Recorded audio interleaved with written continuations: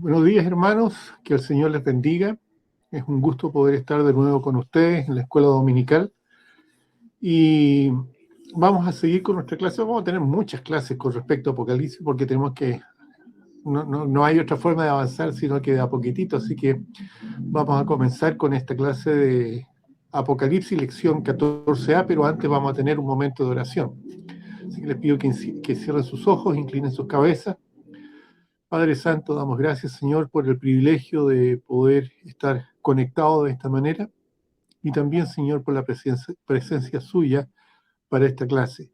Le pido que bendiga a los hermanos, que realmente sea una clase de provecho para cada uno de nosotros y que podamos ser verdaderos testigos suyos. Si hubiera alguien sin Cristo, Señor, que estas clases también de alguna manera puedan tocar los corazones y despertar el interés con respecto a nuestro Salvador. Porque en nombre de Cristo lo pedimos. Amén. Yo quisiera también darles las gracias a cada uno por la ayuda, esta ofrenda de amor que se hizo para unos hermanos que están saliendo, gracias a Dios, ya del hospital. Habían tenido COVID, el Señor los sacó sin ningún problema. Y ahora, gracias a su ofrenda, ellos también pueden comenzar a reiniciar este tiempo de vuelta a casa con un poquito de ayuda. Así que les agradezco en el alma lo que ustedes han estado ofrendando para ello. Sin más preámbulo, vamos a ir al capítulo 5 de Apocalipsis, los versículos 1 al 3, donde dice: y vi en la mano derecha del que estaba sentado en el trono un librito escrito por dentro y por fuera, sellado con 7. Y vi al ángel fuerte que pregonaba a gran voz: ¿quién es digno de abrir el libro y desatar sus sellos? Y ninguno, ni en el cielo, ni en la tierra, ni debajo de la tierra, podía abrir el libro, ni aún mirarlo.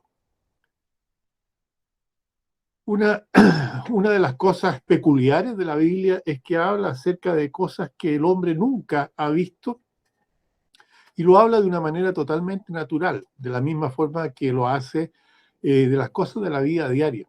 En este caso, el libro de Apocalipsis habla con seguridad, sin vacilaciones, acerca de las imponentes moradas celestiales de los creyentes, y también describe con autoridad los sucesos que van a sobrevenir durante 7 años en la tierra, después que los creyentes hayan sido arrebatados al cielo. Estos 7 años, que se conocen comúnmente como la tribulación, son los más terribles de la historia humana. Son una cuenta regresiva porque al finalizar de este periodo, el Señor Jesucristo vuelve a la tierra en una aparición personal cataclísmica, podríamos decir, a fin de establecer el reino de Dios aquí en la tierra. Durante este periodo de 7 años, la especie humana será castigada con los más terribles juicios que hayan caído sobre la creación de Dios. Desde el capítulo 6 de Apocalipsis hasta el capítulo 19 se describen en detalle los horrores de este tiempo. Sin embargo, antes que se desatan estos juicios sobre la tierra, tiene que desarrollarse en el cielo portentosa, que es la cena del Cordero. Este suceso lo vamos a ver más adelante, se describe en el libro de Apocalipsis, capítulo 5. Ahora, Juan nos está hablando en este capítulo de las primeras cosas que van a ocurrir después del arrebatamiento del creyente. Sellar un rollo, hablemos de los sellos, sellar un rollo era una práctica común e importante en los tiempos bíblicos, porque los testamentos entre los emperadores, entre los césares, fueron siempre sellados con 7 sellos. Para hacer un documento legal de este tipo, el escriba tomaba un pergamino muy largo y comenzaba a escribir en este pergamino. Después de escribir por un se detenía y enrollaba el pergamino lo suficiente como para cubrir las palabras que había escrito y sellaba en aquel punto con cera. Enseguida reiniciaba la escritura. y se detenía nuevamente, enrollaba un poco más el pergamino y añadía otros sellos. Al final había puesto en el rollo 7 sellos. Ahora, la razón exacta para este rollo, vamos a verlo inmediatamente. Cuando una familia judía se veía obligada a vender su tierra y sus posesiones debido a alguna calamidad o deuda, la propiedad no era enajenada en forma permanente, es decir, no se le quitaba para siempre la propiedad.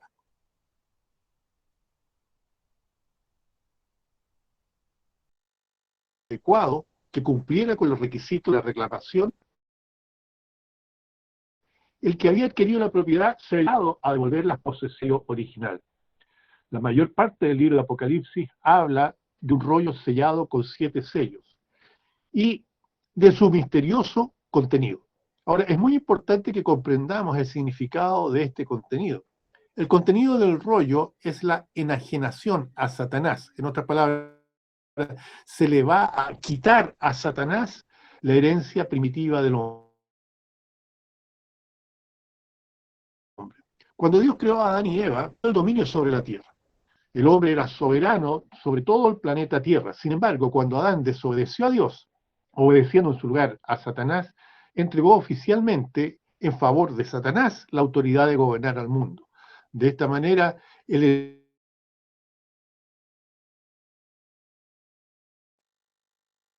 esta tierra. La tierra le pertenecía a la raza de Adán, pero como resultado de la capitulación de los padres, ninguno de sus descendientes cumple con el requisito para redimir al mundo enajenado. Por lo que debió encontrarse a alguien que redimiera a la raza humana de lo que había perdido. Alguien que fuera digno de hacer restitución. Ahora, en Apocalipsis 5:4 vemos que Juan dice, yo lloraba y lloraba yo mucho, dice, porque no se había hallado ninguno digno de abrir el libro, ni de leerlo, ni mirarlo. Ahora, Juan cuando está hablando de esto, está hablando de lágrimas de toda la humanidad. Las lágrimas de Juan representan a las lágrimas de todo el mundo, ¿ya? Y no solamente de todo el mundo, sino que de todo el pueblo de Dios a través de todos los siglos. Son las lágrimas de Adán y Eva al ver, por ejemplo, la imagen inmóvil de Abel, su hijo, asesinado por su propio hermano, y sentir la terrible consecuencia de su propia desobediencia. Son las lágrimas de los hijos de Israel, esclavizados, pidiéndole a Dios la liberación de sus aflicciones y de su esclavitud. Son las lágrimas que salen del corazón y del alma del pueblo de Dios al estar de pie junto a la tumba de sus seres amados y experimentar los indescriptibles quebrantos y desengaños de la vida. Esta es la maldición que el pecado ha puesto sobre la hermosa creación de Dios. No es de maravillarse que Juan también llorara de manera tan intensa si no se había podido hallar un redentor, un pariente cercano que quitara la culpa y la maldición. Eso iba a significar que la creación de Dios estaría destinada a pertenecer para la eternidad a Satanás. En este capítulo, Juan revela que la única persona que cumple los requisitos para dar el precio de la redención y ser capaz así de recuperar la herencia perdida del hombre es el Dios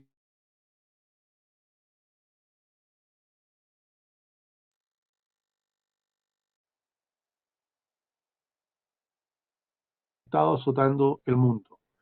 Castigará a los que rechazan su salvación y va a redimir nuestros cuerpos, la tierra y toda la creación.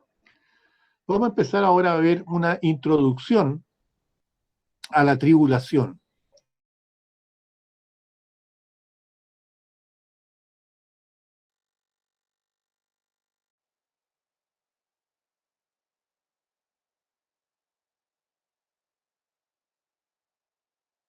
Las 70 semanas de Daniel y su significado, semanas están determinadas sobre tu pueblo y sobre tu santa ciudad para terminar la prevaricación y poner fin al pecado y expiar la iniquidad.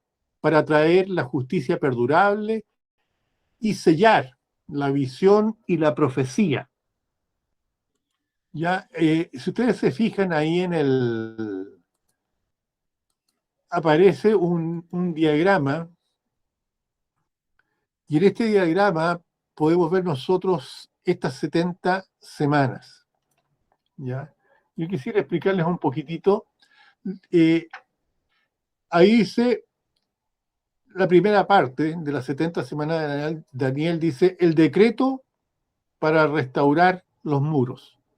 ¿Ya? Después hay un lapso de tiempo que corresponde, dice, son 60.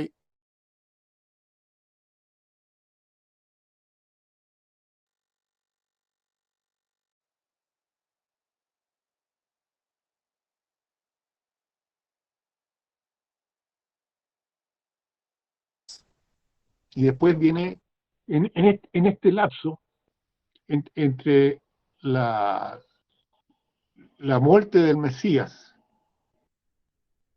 hay un lapso de tiempo que es la edad de la iglesia. Este es como un paréntesis. La profecía en este momento está detenida aquí, la profecía con respecto a las semanas. Una vez que se produzca el rapto, ya comienza la última semana, la semana 70, ¿ya? 70 semanas desde que se comienza a reconstruir el muro de Jerusalén después del cautiverio babilónico, hasta cuando vuelva el Mesías al final de la tribulación. Eso completa las semanas. Ahora, lo que estábamos leyendo en la Biblia, en Daniel 9, versículo 25, voy a leer ahora, dice, sabe pues, dice, y entiende que desde la salida de la orden para restaurar y edificar a Jerusalén hasta el Mesías príncipe habrá 7 semanas y 62 semanas. Si ustedes suman ahí son 69 semanas. Y se volverá a edificar la plaza y el muro en tiempos angustiosos. Y después de las 62 semanas se quitará la vida del Mesías. Acuérdense, 7 semanas y 62 semanas. Después de las 62 semanas se quitará la vida al Mesías. Mas no por sí, dice. Y el pueblo príncipe que ha de venir destruirá la ciudad y el santuario.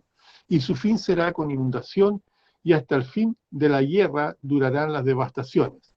Vuelvo a repetirles. Las 7 primeras semanas, desde que se comienza a reconstruir Jerusalén, después del cautiverio babilónico, y las 62 semanas hacen las primeras 69 semanas. Y agrega el versículo 27, y por otra semana, digamos la semana 70, confirmará el pacto con muchos. A la mitad de la semana hará cesar el sacrificio y la ofrenda. Después, con las muchedumbres de las abominaciones, vendrá el desolador. Entonces, la semana 70 de Daniel, tenemos que entender lo siguiente. Se está hablando de semanas de años. Hay una palabra en hebreo que es chabúa. La chabúa es periodo de 7. Es una héptada. Y en este caso son semanas de años. ¿Ya? En Daniel 9, del 24 al 27, encontramos una detallada y compleja profecía acerca de la fecha en que vendría el Mesías, hablando del Señor Jesucristo, la fecha en que Él vendría a la tierra, y se establecería el nuevo pacto, aparte de las consecuencias que algunos eventos, eh, más bien dicho, la aparición de algunos eventos que precederían la segunda venida de Cristo. De eso está hablando Daniel capítulo 9, del 24 al 27. Ahora, para poder dar el sentido correcto a esta profecía, debemos determinar primero cuál es el significado preciso con el que se utiliza el término semana. En esta ocasión, lo vuelvo a repetir, son 70 semanas que están determinadas sobre tu pueblo y sobre tu santa ciudad. Esto tiene que ver con el pueblo de Israel. En primer lugar, surge la cuestión de que si hemos de interpretar este periodo de forma histórica, y la respuesta a esto es que la interpretación tiene que ser de manera literal, ¿ya? Eh, el libro de Apocalipsis es un libro que está escrito eh, secuencialmente, ¿ya? Parece evidente que, salvo que las 70 semanas hagan referencia a un periodo de tiempo específico, la profecía no tendría ningún significado y nos dejaría en la misma situación que si no se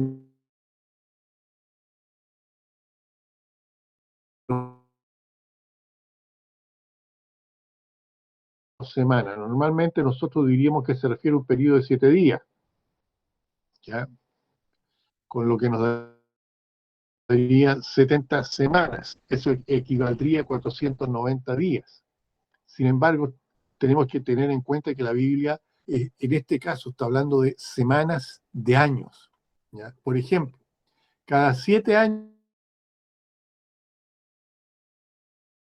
había 7 semanas de años.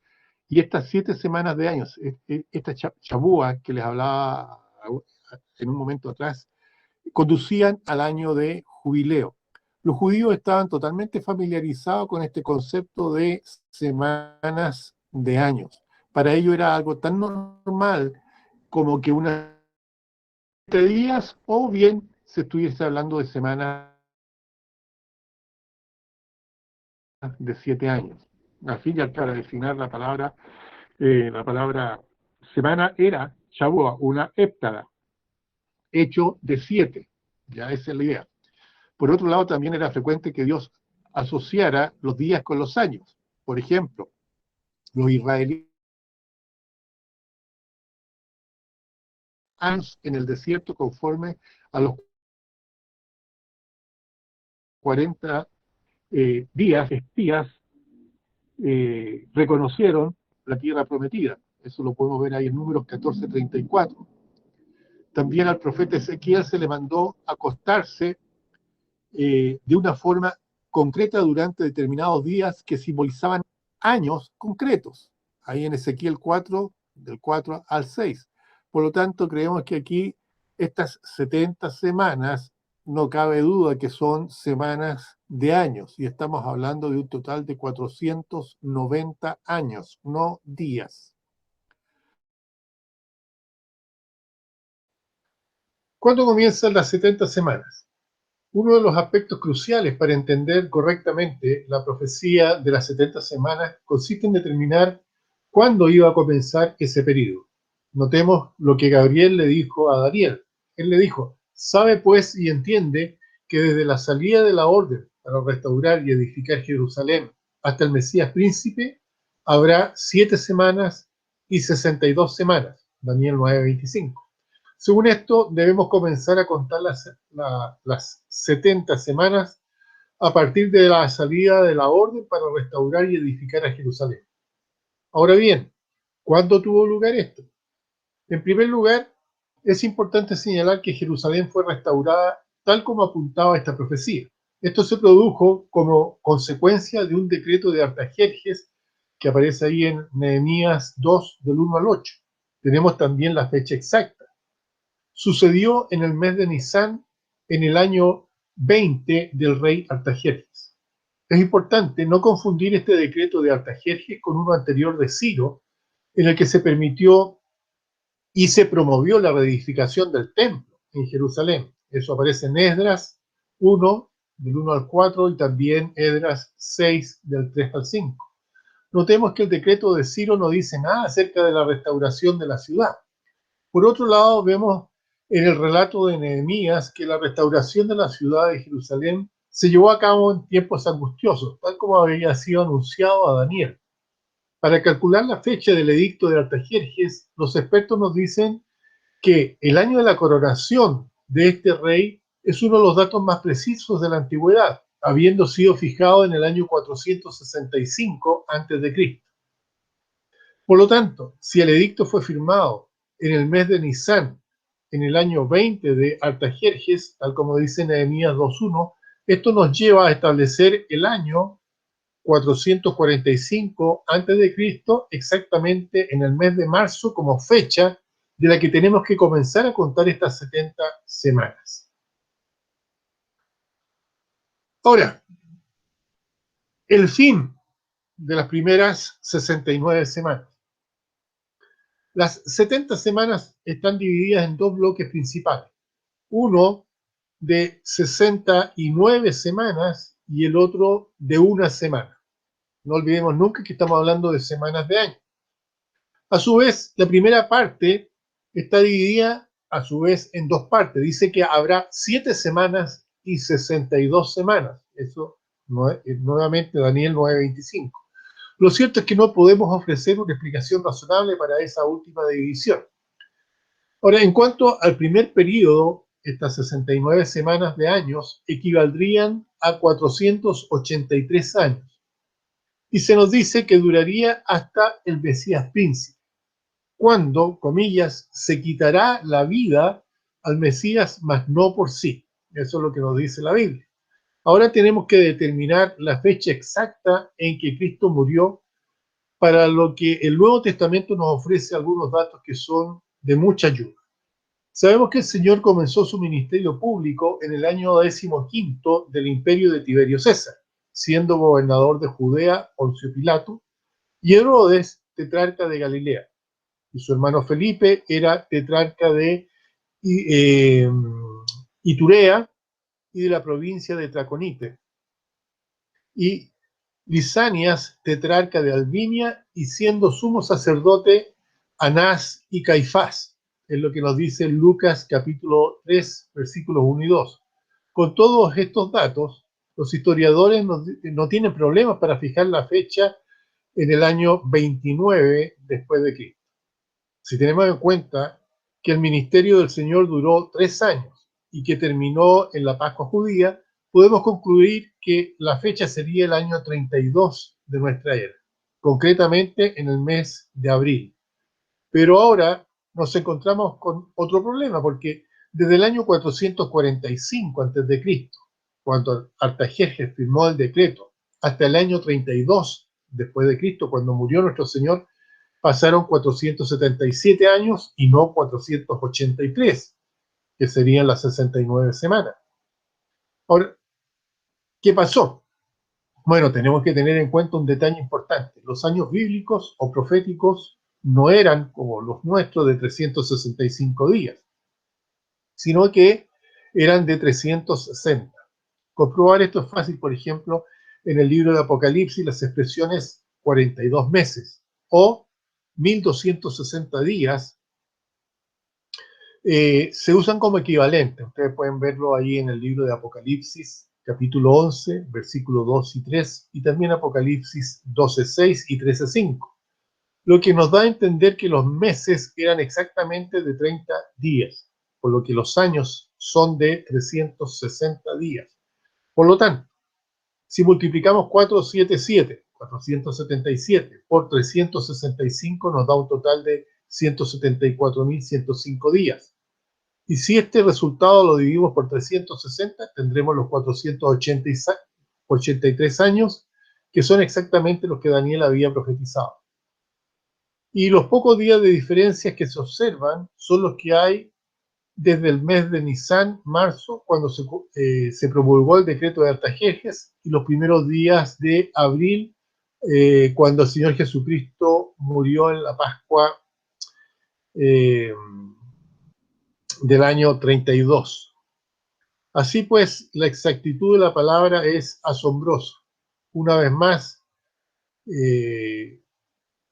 nos deja sorprendido esa exactitud, bueno, que es la palabra de Dios.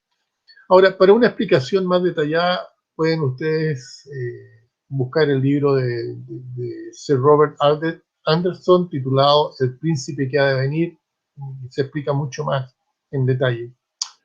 Ahora, el punto que hemos de prestar atención es a otro detalle importante. Aquí tenemos un claro anuncio de la muerte del Mesías. Dice que se quitará la vida del Mesías, mas no por sí. Otra traducción dice, será muerto y no tendrá nada. Esto servirá para enfatizar el total abandono que sufrió nuestro Señor Jesucristo en la cruz. Fue rechazado por los hombres, tratado como un criminal y aún abandonado por el Padre. Los expertos en hebreo nos dicen que también el verbo traducido quitar no solo implica una acción brutal y definitiva, sino también evoca el pacto sellado por la muerte de un animal en el sistema levítico. De este modo, la profecía identificaría el sacrificio del Mesías con el nuevo pacto divino que sería sellado con su sangre y que conseguiría el perdón de pecados y la justificación, tal como había sido anunciado antes, para terminar la prevaricación y poner fin al pecado y expiar la iniquidad. Otro punto, los acontecimientos entre la semana 69 y 70. Si ustedes buscan en su Biblia, en Daniel 9:26 dice, y el pueblo de un príncipe que ha de venir destruirá la ciudad y su santuario, y su fin será con inundación, y hasta el fin de la guerra durarán las devastaciones. Entre la semana 69, ¿ya?, y las 70, al parecer existe un paréntesis. Ese paréntesis es el que se desarrolla toda la historia de la iglesia. Y en ese paréntesis hay ciertos acontecimientos que son importantes para Israel. Es importante que entendamos que ese paréntesis, que es la historia de la iglesia, en ese paréntesis se detiene este reloj de Dios, ¿ya? En primer lugar, se nos habla de un pueblo, ¿ya?, del que vendría un príncipe. Ahora, para identificar de quién se trata, es importante que veamos qué es lo que va a hacer. Dice, va a destruir la ciudad y el santuario.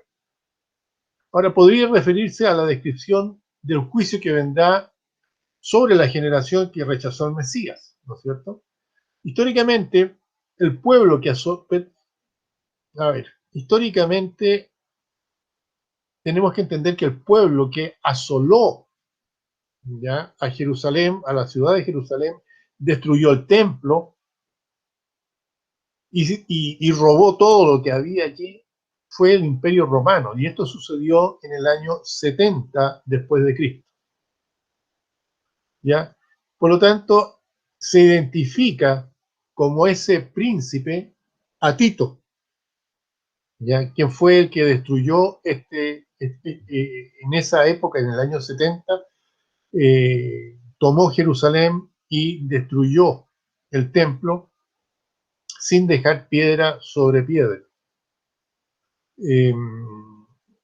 Este príncipe es descrito también en Daniel 7, del 19 al 21, que se le permitió vencer al pueblo de Dios. Ahora, por lo tanto, lo que Gabriel le dice a Daniel es que si bien la ciudad sería restaurada, ¿no es cierto?, como el Artajerjes lo anunció, volvería a ser destruida también después de que el Mesías fuera asesinado. Y esto, así como se destruyó con Tito, vemos que se cumple con total exactitud. Cuando la destrucción de la ciudad y el santuario dice que el fin va a ser con inundación, corresponde perfectamente a la magnitud que sufrió la destrucción Jerusalén. Tito realmente arrasó con la ciudad en el año 70 después de Cristo, cumpliendo lo que la profecía estaba diciendo. Esta profecía decía que Jerusalén sería destruida por los gentiles. Ustedes se fijan también ahí en Lucas 21, 24, nos dice que el templo quedaría desierto. También tienen a Mateo 23:38, donde también se habla de que la destrucción sería tan terrible que no sería dejada piedra sobre piedra, en Mateo 24:2. Luego la profecía en Daniel dice que y hasta el fin de la guerra durarán las devastaciones. Esto puede referirse al hecho de que Jerusalén continuaría bajo un estado de guerra hasta el fin, y es cosa de verlo hasta el día de hoy. Este periodo se conoce como los tiempos de los gentiles. En Lucas 21:24 dice, y caerán a filo de espada y serán llevados cautivos a todas las naciones, y Jerusalén será hollada por los gentiles hasta que los tiempos de los gentiles se cumplan. Según lo que hemos visto hasta aquí, la destrucción de Jerusalén y su templo no tendrían lugar inmediatamente después de la muerte del Mesías, sino que pasarían más de 30 años.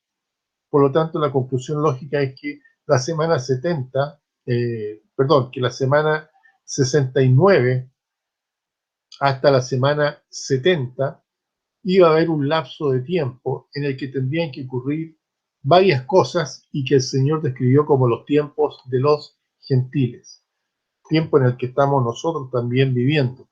Y durante este periodo el dominio será el dominio gentil el que manejará las cosas, y que Israel iba a seguir sufriendo durante este tiempo de los gentiles, mientras el contador de la semana 70 estaría en pausa. Ahora, tal como lo explica el apóstol Pablo, la actitud de incredulidad en el presente ha abierto ese paréntesis y ha servido para que puedan entrar los gentiles, que que en este contexto se hace también referencia a la iglesia, formada principalmente por gentiles. Pero una vez que haya entrado la plenitud de los gentiles, todo Israel será salvo. Romanos 11, 25 al 26, ustedes pueden leer esa frase, luego todo Israel será salvo. Esto tendrá lugar durante el último periodo, que es la última serie de 7 años que corresponde a la semana 70 de Daniel. Así que en los acontecimientos entre las semanas 69 y 70 vemos la destrucción de Jerusalén, el tiempo de los gentiles, ¿ya? Y llegamos al momento digamos, del rapto o la semana 70 de Daniel. La semana 70 de Daniel, que aparece ahí en Daniel 9:27, dice, y por otra semana confirmará el pacto con muchos.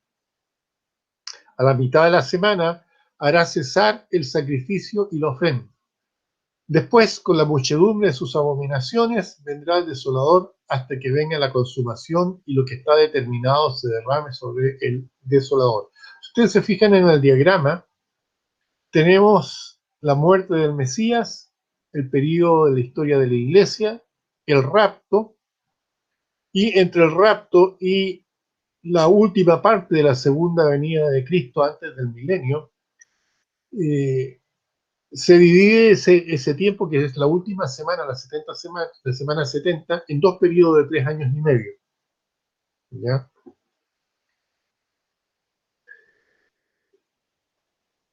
En el diagrama tenemos que después de que se produce el rapto, está en el cielo, se va a producir el tribunal de Cristo y las bodas del Cordero.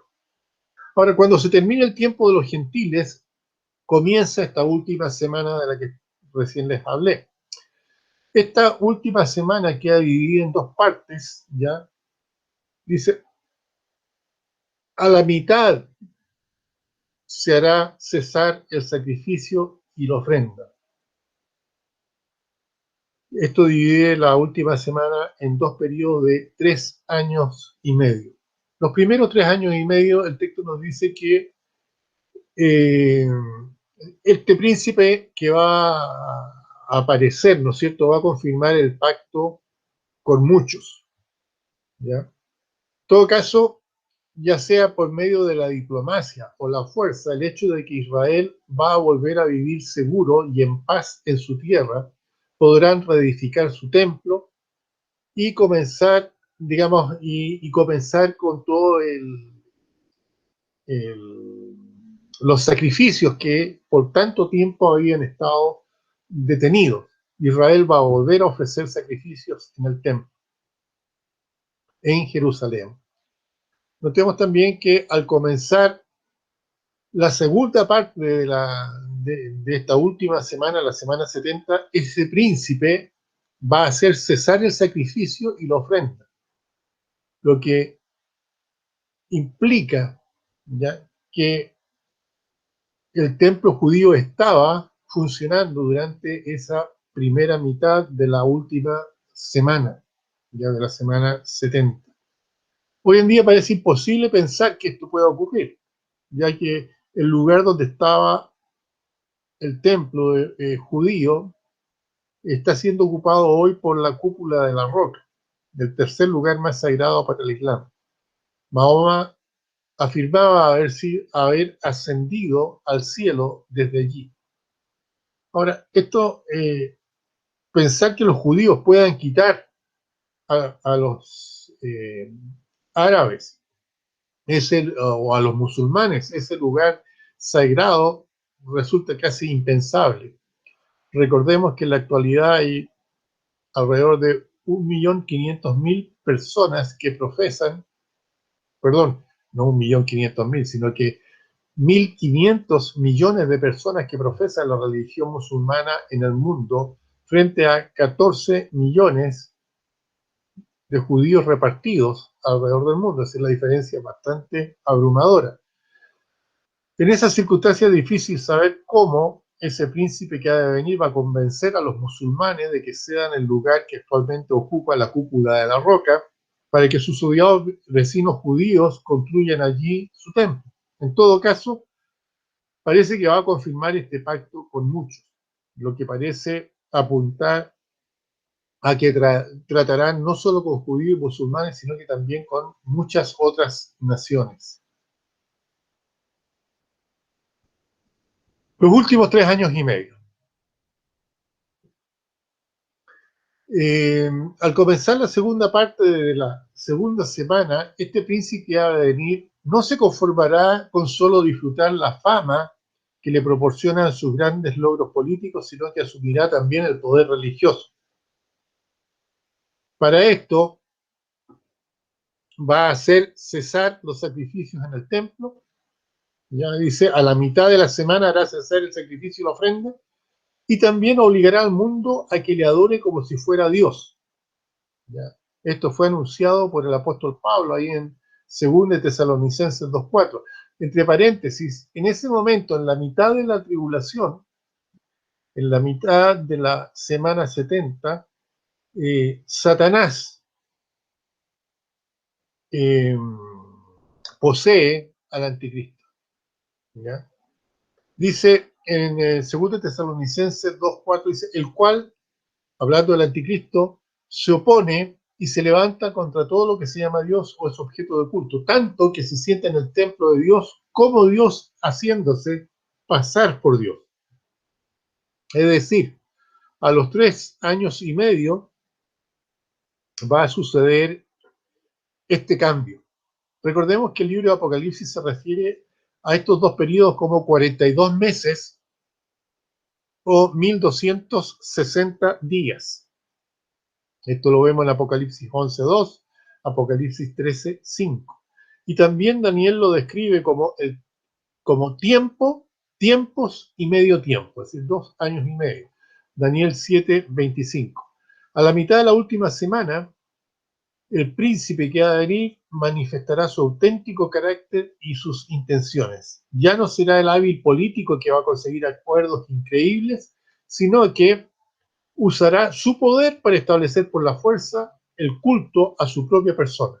En Apocalipsis se nos dice que un falso profeta levantaría una imagen para honrar a ese gobernante y que todo el mundo será obligado a adorar esta imagen bajo pena de muerte. Te lo pueden leer ahí en Apocalipsis 13, del 13 al 17.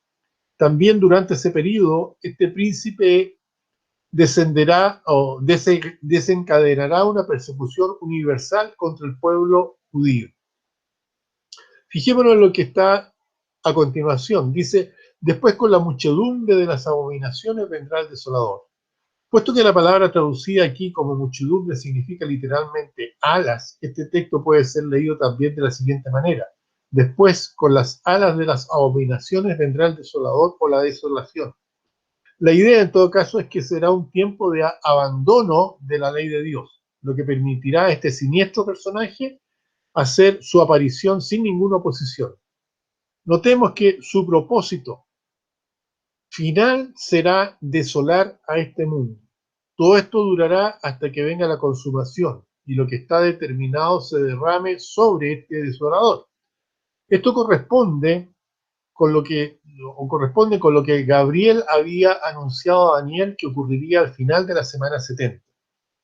Terminar la prevaricación y poner fin al pecado. Daniel 9:24. Esto ocurrirá en la segunda venida del Hijo de Dios, cuando mate al hombre de pecado con el espíritu de su boca y lo destruya con el resplandor de su venida, como dice 2 Tesalonicenses 2:8, poniendo fin a su rebelión e iniquidad y trayendo justicia perdurable sobre la tierra. Para terminar, en un sentido práctico, este conocimiento debe ayudarnos a comprender la importancia de los eventos que tienen lugar en nuestro mundo, a medida que nos vamos acercando rápidamente al desenlace de esta era. Es cosa de ver los acontecimientos que estamos presenciando día a día. Estamos a las puertas, no sabemos en qué momento, pero todo esto son señales de que estamos muy cerca de la venida de nuestro Señor. Tiene que haber un sentido de urgencia a nuestros esfuerzos para completar la tarea inconclusa de alcanzar a los perdidos con el Evangelio de nuestro Señor Jesucristo antes de que ya no haya tiempo para trabajar. Vamos a terminar con un momento de oración. Les pido que inclinen sus rostros, cierren sus ojos. Padre Santo, damos gracias, Señor, por este momento. Pedimos su ayuda, pedimos su dirección. Cosas que pensábamos que podrían suceder muy adelante en el futuro, quizás estamos viendo los primeros indicios de que estamos más cerca de lo que pensábamos de la venida de nuestro Señor. Ayúdenos a ser fieles, ayúdenos, Señor, a compartir los mensajes, que nuestras vidas sirvan para que otros puedan llegar a conocer a Cristo como Señor y Salvador antes que sea demasiado tarde. Le pido una bendición para mis hermanos que puedan aprovechar de estas lecciones y de las que vienen para mantenernos, Señor, expectantes. Le ruego, Señor, que usted bendiga a cada uno de los que participaron. En el nombre de Cristo lo pedimos. Amén. No se olviden de, si tienen alguna idea o alguna consulta o algún comentario, enviarlo al WhatsApp de la iglesia que aparece en pantalla. Que el Señor les bendiga. Muchas gracias.